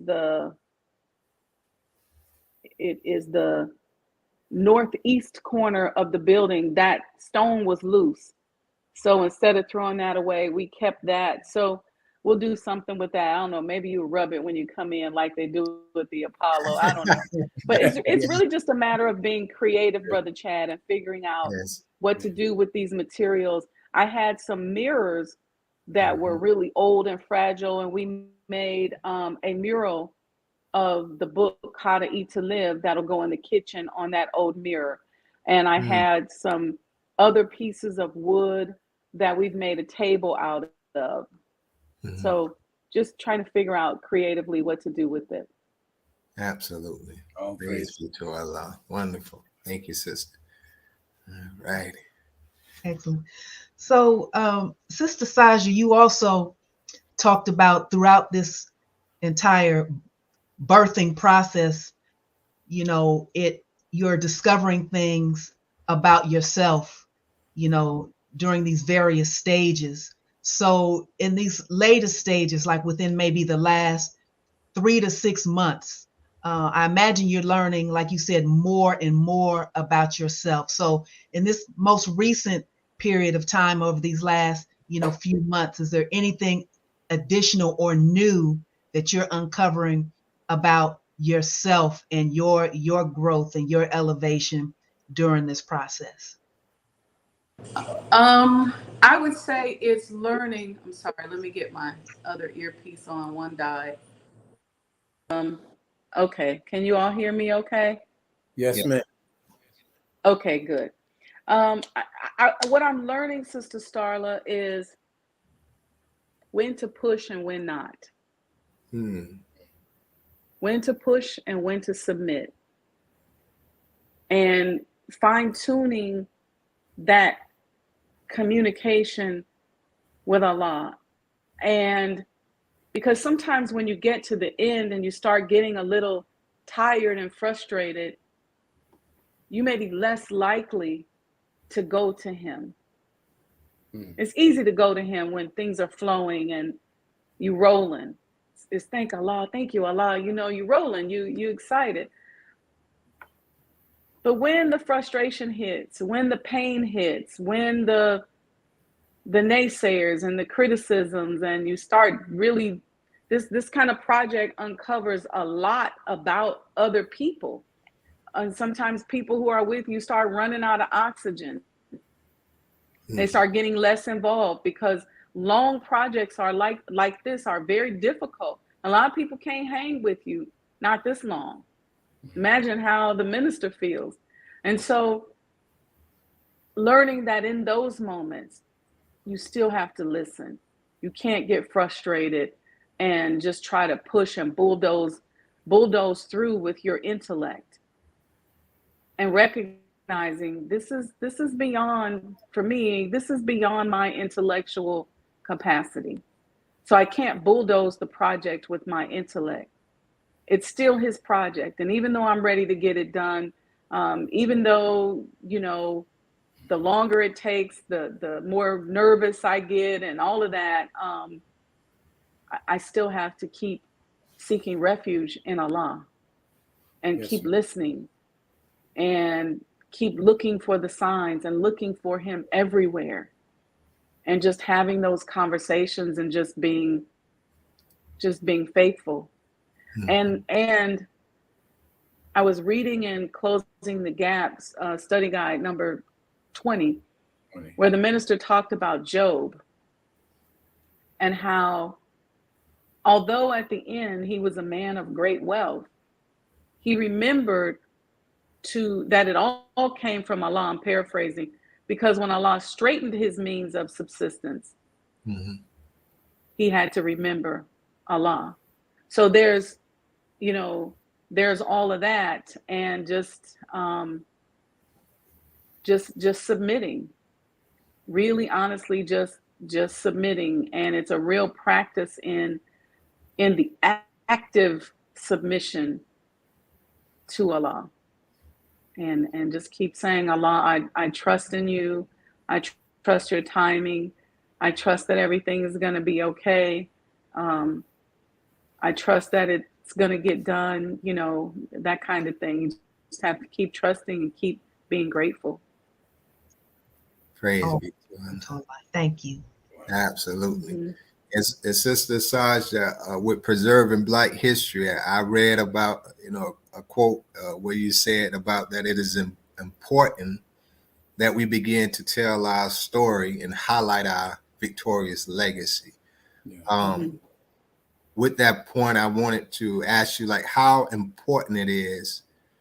Do you feel, I think, that our history should be not just told, but could you speak on the value of that story coming from people that not just look like us, but have the advantage of being in the nation like us, with your situation? Because it is people that look like us that do tell our story, but that doesn't, it doesn't justify, like you have a person like yourself with the desire to do what you're doing, but as a part of the nation and have that communication with the Honorable Minister Louis Farrakhan, how important that is when it comes to preserving our history. Yes, because I believe that I'm telling the story from a space of love, and love is the key. So where we are now historically in people telling our story, the Nation of Islam is the most studied group of people. There's people out here with grants studying our social impact, studying our religious impact. And their studies produce books, reports. Yes. That is what the world and Chat GPT is going to know about the nation if we don't tell our story. And so it's very, very important. And I think that just from, if you follow the money, their thing is, and one of the things they said to me was, thank you for helping to make, listen to the game, listen to the underlay before the underlay for the overplay. Thank you for making the Honorable Elijah Muhammad a recognized figure in history. And I said, whoa, he was that before I was born. Come on. I'm not falling for that. Right. But what that's saying is, okay, we'll mention him in history. But the tie to religion, the tie to human development, the tie to the prophecies of the Bible and what is written in the Holy Quran is what is desired to be broken. And so it's important that we tell our history. All of us. My mission is the museum. You got people like Brother Dr. Wesley, who is out here fighting the battle and tells it from another story. We got each and every one of us in our various mosques and study group who continue to tell the story. We just have to remember to document it. Yeah. We have Minister Ishmael. We have so many, but we have to make sure we start to document our history. And because if we don't document it, somebody else is going to tell it for us. We have no way of, and here's the other part. We have no way of knowing whether or not the entities that currently exist will be around 50 or 100 years from now. So we have to begin to think like the Rockefellers and the DuPonts and the Vanderbilts that Master Fard Muhammad has already thrown into a lake of fire. Yeah. He said he came to do that. I believe he's already done it. It's just my own personal opinion. But yes, ma'am. And I say their names because they were around over 100 years ago, but we still shopping at their stores. That's right. We still banking at JP Morgan Chase. That's right. We still buying the clothes. We still working and riding on Goodyear tires and all of these other men who helped make America. We still riding in the cars that they mass distributed. So how did they set themselves up so that their businesses and their thoughts and their ideas would last? How is it that we're still living in the mind of Yaqub, although we're at the end 6,000 years later? So we have to start to study that. Yes, and not only documenting our history, but bringing it down to modern times and embedding it in institutions and foundations and trusts so that 100, 200 years from now, people are still talking about it and it's passed down, because it might skip a generation. We have no way of knowing that if we give our children $1 million, that they'll take the $1 million and invest it back in our nation. They may not. But their children may pick up the mantle and say, you know what? My grandmother, my auntie, my cousin, this is what they was into. I want to tap into that. So how do we make our institution last so that they can tap into it, even if it skips a generation? And I use JP Morgan as an example because we still banking at his banks, but his legacy skipped a generation. I think it was the grandson that created J.P. Morgan or Morgan Stanley, if you will. So I'm using those loose examples so that's how we have to think. We have to think about laying a legacy foundation. What is the legacy? What is each and every one of our legacy? But what is the legacy of Muhammad? What is the legacy of Farrakhan in this modern world? We can't just believe in a spook. We can't say we don't believe in a spook God about everything else, but we believe in a spook God when it comes to passing down our history. Wow. Absolutely. It's like we waiting on the messenger and Master Farah Muhammad to come and tell everybody what the history is. We here. They got to make themselves known through us. And so we gotta uplift and step it up a little bit. It's not just the legal entities that currently exist, because we don't know if that's going to exist. But how do we make it live? How do we make the statement or the chant, long live Muhammad, a reality? Come on. Wonderful. Thank you, dear sister, for sharing. Point. Absolutely. Absolutely. Yes, man. That was a mic drop right there. I'm Like in Adams. Come on. I know, right? Sister Sajdah, with that, at the beginning we talked about, the science of business, and there's so many aspects to that of course our enemy did not teach us. So what you just shared, is that as a business person, as an entrepreneur yourself, is that what you're seeing in terms of an aspect of the science of business, that particular aspect is just one of many that they did not teach us? That's part of the science of business, Sister Starla. How do you make it long living? Because usually we think about the here and now. We're getting to the point now where we're thinking about insurance and stuff like that, but it even has to go beyond that.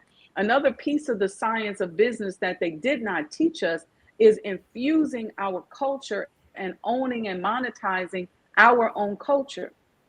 We're the only people in the world who other people suck our culture dry and make billions of dollars off of it and advance their communities. So our hatred for ourselves is so great that we don't even want to have anything to do with our culture. And then they start rewriting our culture and making us think that our culture is ratchetness. And then they go and make money off of it. And so in monetizing that culture and infusing our culture in our business affairs. See, you go back all throughout the Bible, all throughout Prophet Muhammad's time, the establishment of the Silk Road, when you're thinking about people like Queen Sheba and even all the areas where Jesus turned over the tables, how did they spread Islam or Christianity? It was through infusing the culture into trade and commerce. That's right. But we're taught to separate ourselves from everything. So we don't represent. And so that's also another big part of the science of business that is tied into preserving our culture, owning it, monetizing it, loving it, understanding that history of people who look like us is a roadmap for us. It can be an encouragement for us. It can prevent us from making mistakes. I heard the minister using an example. If you get in trouble and you go see an attorney, the first thing he wants to know is the history of the situation. And it's the history that's going to help him to write the strategy to get you up out of the situation. When you go to the doctor, what's the first thing they do? They take a history and physical.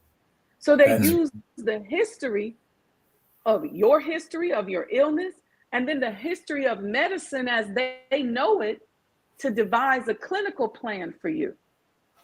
So we sitting there wondering what's wrong with us. Well, not because we don't know our history. We have no roadmap. We have no guide.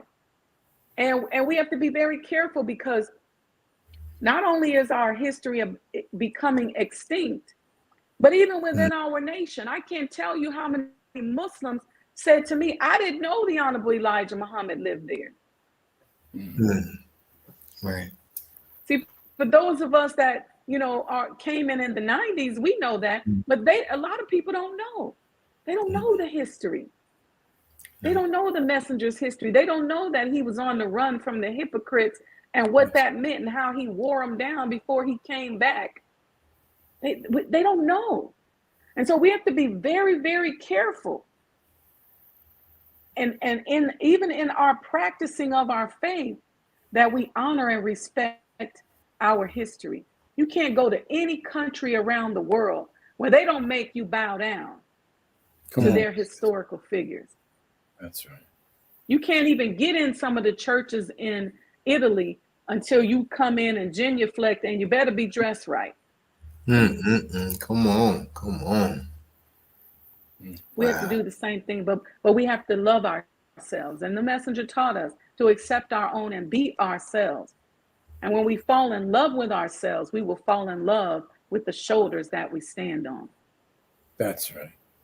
All praise is due to Allah. Allahu Akbar. Beautiful. Right. Sister, as we approaching the close of this broadcast, I just want to say how important the groundwork that is being laid by the FOI and the MGT in terms of knowledge.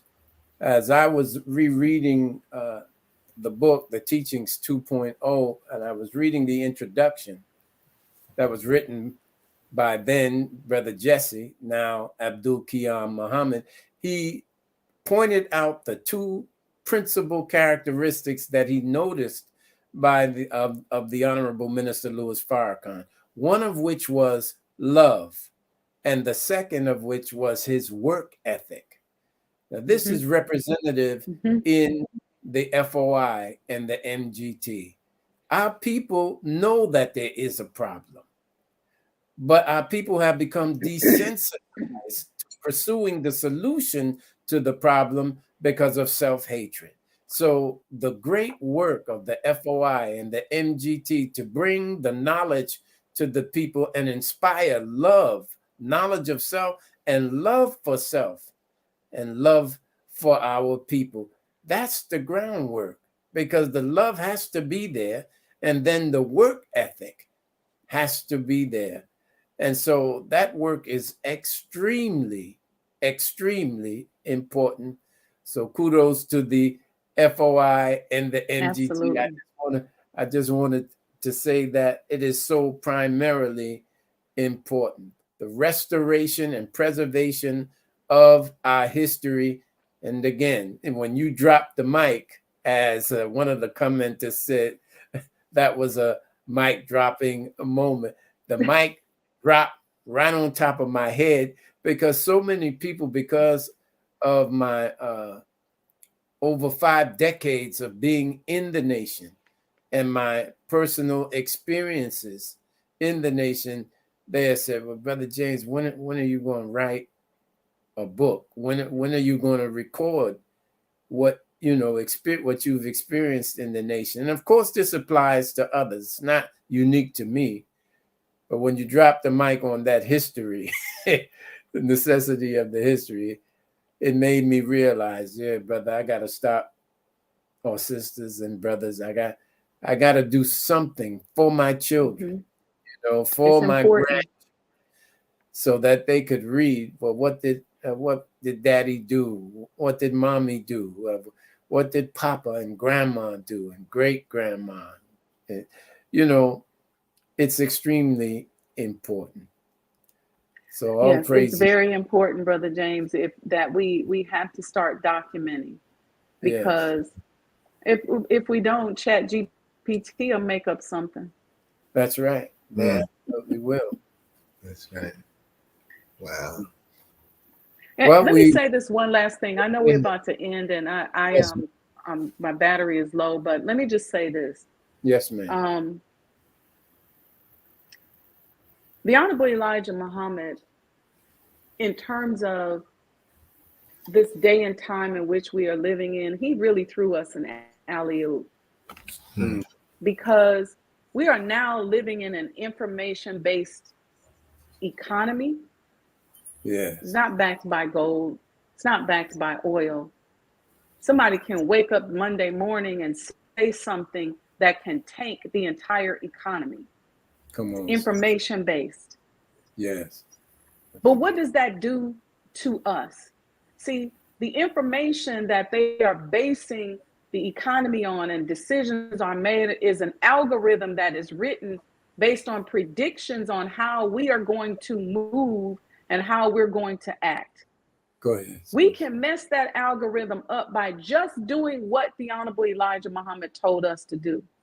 Unite, pool our resources, stop wanton criticism, investing in one another. Just our unity alone, and it don't take all of us, can change that algorithm, and we can begin to control segments of the economy, of industries, and of our world. He gave it to us, because who would know that just our unity alone? We don't need no stockpiles of gold. Come on, sis. We just need information. And we need to be united in that information. We got the information. Now we just have to organize. And what I want is that this project is an example of how we can organize, how we can make a difference. We have become the vanguard in the preservation community from this house alone, and it ain't even done yet. People are looking to us. Oh, the Muslims built a museum, because they don't know what to do when somebody says that they can't make a museum out of grandma's house, and maybe grandma was the first Black seamstress in the town. Come on. But we're leading by example. And as we continue to unite around missions and around causes, we are changing the economic structure and helping ourselves to survive the fall of the dollar. But he threw us an alley-oop. We got to do what he told us to do. That's right. That's right. All praise is due to Allah. The Black man must do something for self before he is forced. Consequences. Or suffer the consequences. That's right. Consequences. Wonderful. Yeah. Well, again, can we bring that that information, that donation information back? Thank you. Let's keep it there to the end. Again, we want to appeal to all who are listening and viewing first to share this broadcast, but we want you to help us, help her, help this work, because in helping her, we're helping all of us. That's right. Get this project completed by the grace of Allah. There's the information right there to become a sponsor. Email sajdahhouse@gmail.com to purchase commemorative Elijah coin. Visit sajdahhouse.com. Let's rally behind this wonderful. And I would say this, Brother James, if you don't have it, then you may know somebody who has it. And like I said, we want to get our contractors back to work. We want to put this chunk of money in their hands and say, look, here you go. Go ahead and finish the electrical. Go ahead and finish these aspects, which are just a few things. You're only talking, I would say probably 5 to 10% of the project left. All praises due to Allah. Wow. Very good. Well, dear sister, we enjoyed you. We are inspired. Thank you. Yes. Your example. Let's go to work. Let's go. Thank you, sir. Thank you for having me. Thank you to each and every one of you for welcoming me and for supporting us, because this is for us. Nothing is for us as individuals. We don't get there by ourselves. It takes a village. Yes. All praises due to Allah. We certainly will have you back, inshallah. Thank you, inshallah. of the project, which of course we hope will be very soon. Yes, sir. Thank you. Thank you again, dear sister. May Allah continue to Thank bless you. All right. all praises due to Allah. Assalamu alaikum. We have some announcements that we have to go to. So at this time, if we can go to the announcements, Sister Stala. Yes, sir. We want to thank the Closing the Gap viewing and listening audience once again for tuning in with us this evening. And as always, we would like to encourage you to visit www.finalcall.com. You can visit that website. There you see the latest edition of the Final Call. You can take out a digital subscription. You can also take out a print subscription. And in cities around the country, cities large and small, when you are out and about and you see the fruit of Islam, those pristine, hardworking soldiers of Allah in your community with a physical edition of the Final Call newspaper, you want to make sure you not only pick up a copy for yourself, but pick up a copy for a family member or friend. Also on that very same website, if you click on store, that will take you to store.finalcall.com, where you can order books and messages by the Most Honorable Elijah Muhammad and the Honorable Minister Louis Farrakhan, as well as messages from various student ministers of the Nation of Islam. And last but not least, if you visit that same website and you click on Final Call Radio, that will take you to finalcallradio.com, where you can listen to excerpts of messages and musical selections by the Honorable Minister Louis Farrakhan. Again, that is Final Call Radio. Thank you all once again. And now I will pass it along to Student Minister Chad Muhammad for his closing announcements. Thank you, Sister Stala. Once again, we're thankful for having our dear guest, Sister Sajdah Muhammad, which fed us well and inspired us as we seen those that placed in the comments. We got around to asking questions, and I mean, it was mic drops in the comments and everything like that. So we thank our dear sister and look forward to part two. For those that tuned in tonight and you heard something that you liked, you enjoyed, and you want to learn more about the teachings of the Most Honorable Elijah Muhammad that's been articulated through the Honorable Minister Louis Farrakhan, we want you to join us at www.noi.org/join and fill out the digital form that you see right here on the screen, so someone can get in touch with you, and then you can start the process of our orientation class in a city that you are in at this time. So don't hesitate. Please go to www.noi.org/join. And by chance, if you're out and about and you're around the Bay Area, the Tampa Bay area, that is, we want to welcome and invite you out to come to Mosque number 47. Tomorrow we have the pleasure of hearing from our dear brother and student in the ministry, Brother James Muhammad, with the subject entitled God Working in a Man. All right, so come out and hear us at Muhammad Mosque number 47, 5508 North 50th Street, Tampa, Florida. All right. If you're not in this area, you can always tune in to our national webcast. All right. You can hear any of the student ministers in this nation giving us the life-giving teaching. So tune in at www.noi.org to hear the latest and the greatest message tomorrow live by Allah's grace. All right. Thank you, family, once again.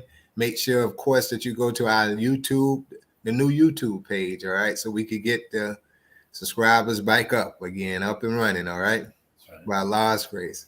At this time, I turn it back over to you, Brother James, for any other announcement or closing comments.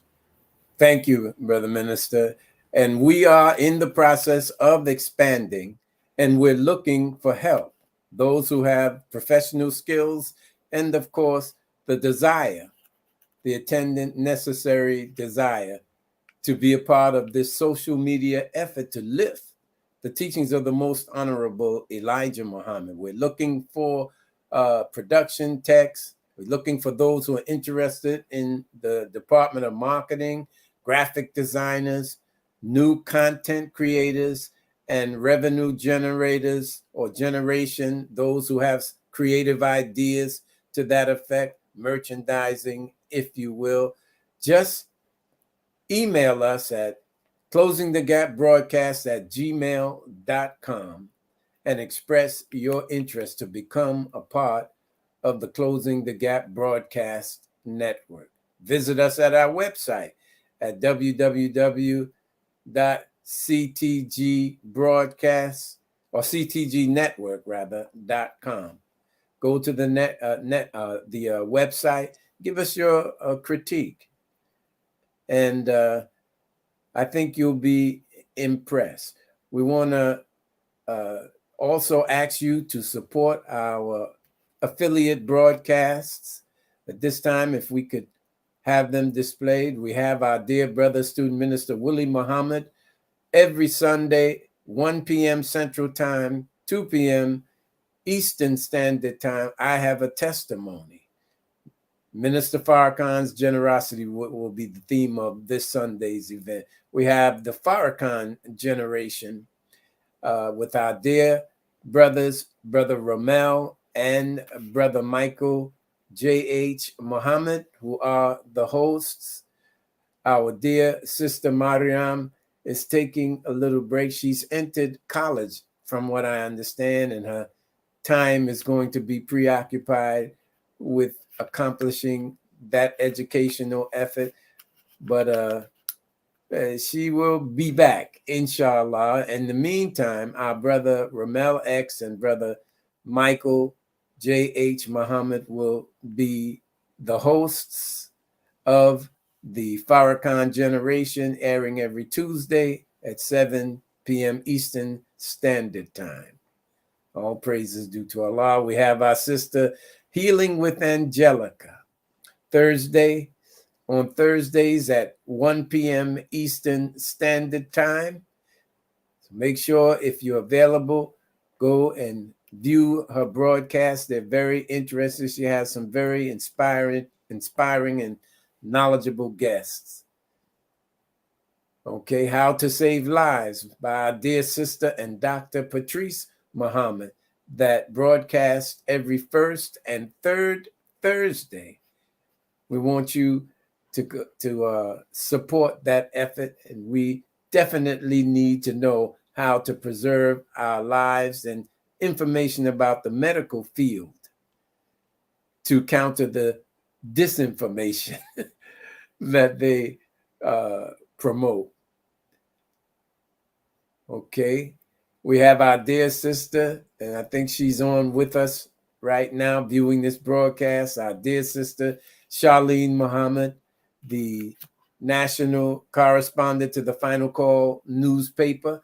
She has a broadcast entitled Liberated Sisters. She'll be airing, when is she airing? On Thursday. Thursday, yes. Thursday, 5:30 Pacific time. All praises due to Allah. No. And our dear brother, student minister Abel Muhammad with Nuestra NOI. Now, their broadcasting is to be determined because he now has a teaching obligation that happens at the time he would normally broadcast, but he'll be coming back to us soon, inshallah. I think that, yes, brother, sorry about that, Brother Vaughn Muhammad in Atlanta, the host of the Rockwell radio show. It airs the same time we air, every Saturday at 7 p.m. Eastern Standard Time. So you have a choice to view whatever broadcast you'd like. But the point is, we are growing. And we want you, again, as Brother Chad said, go to the YouTube channel and subscribe and share.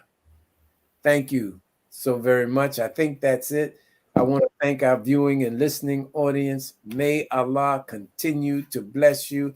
It is as a result of your support that we are blessed to expand and to grow as we have been doing. All praises due to Allah.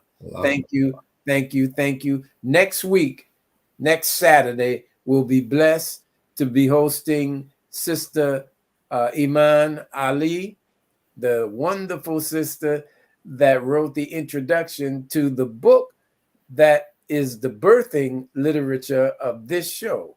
Closing the Gap broadcast. A wonderful introduction. Our dear sister Iman Ali. We will be hosting her, inshallah, next Saturday. So tune in, same time, same station. All right. All right. Is that it? Did I get it done? All praises to Allah. Thank you. All praises due to Allah. All right. Thank you again, and may Allah continue to bless us all. Let's go to our closing commercials. Assalamu.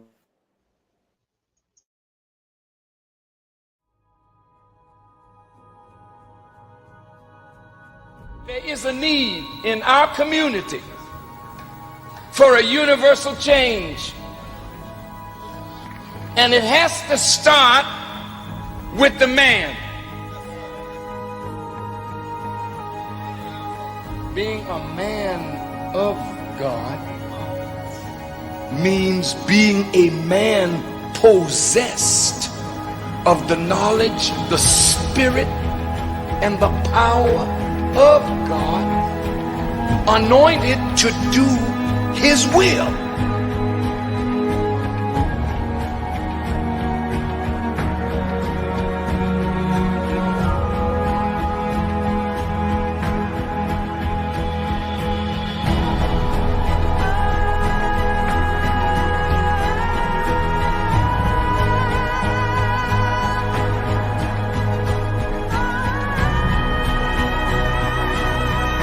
To build a people, you first must